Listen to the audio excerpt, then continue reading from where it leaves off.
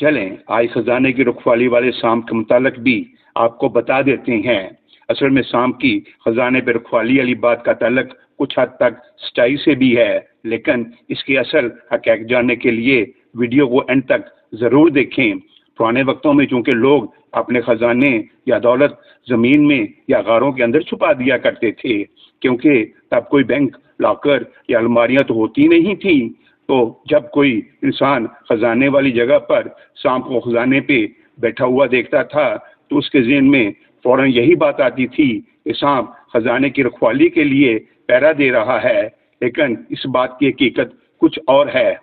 سانپ اصل میں کولڈ بلڈ یعنی سرد خون والے جاندار ہوتے ہیں۔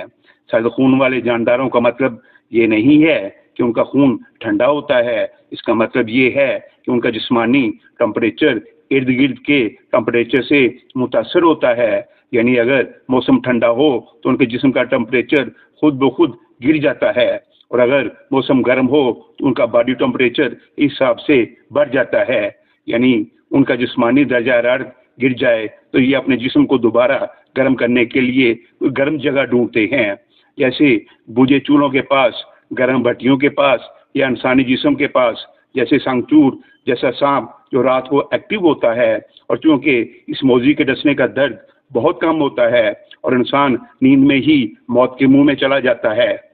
اسی طرح جب ان کا جسمانی درجہ حرارت بڑھتا ہے تو یہ ٹھنڈی جگہ ڈھونڈتے ہیں، جیسے پانی کے پاس والی ٹھنڈی جگہیں، رات میں ٹرین کی پٹریوں پر اور ٹھنڈی دانتوں کے پاس۔ جیسا کہ آپ سب کو پتہ لگ چکا ہے سانپوں کو کیوں کولڈ بلڈ کہا جاتا ہے اور اس کا مطلب کیا ہے۔ اب چونکہ سانپ ہمیشہ سے سنسان اور ویران جگہ کا انتخاب کرتے ہیں انسانوں سے دور، تو ایسی صورت میں اگر کوئی ایسی غار، کھو یا سرنگ مل جائے یا اگر کسی انسان نے کبھی خزانہ چھپایا ہو تو اس صورت میں گرمیوں کے موسم میں سانپ خزانے پہ بیٹھا ملے گا، کیونکہ زمین کے نیچے سونا چاندی لوہا زیادہ ٹھنڈک دیتا ہے، لہذا گرمیوں میں اس وجہ سے سانپ اپنے جسم کا ٹمپریچر بیلنس کرنے کے لیے ٹھنڈی دھات یعنی خزانے پہ بیٹھا ملے گا۔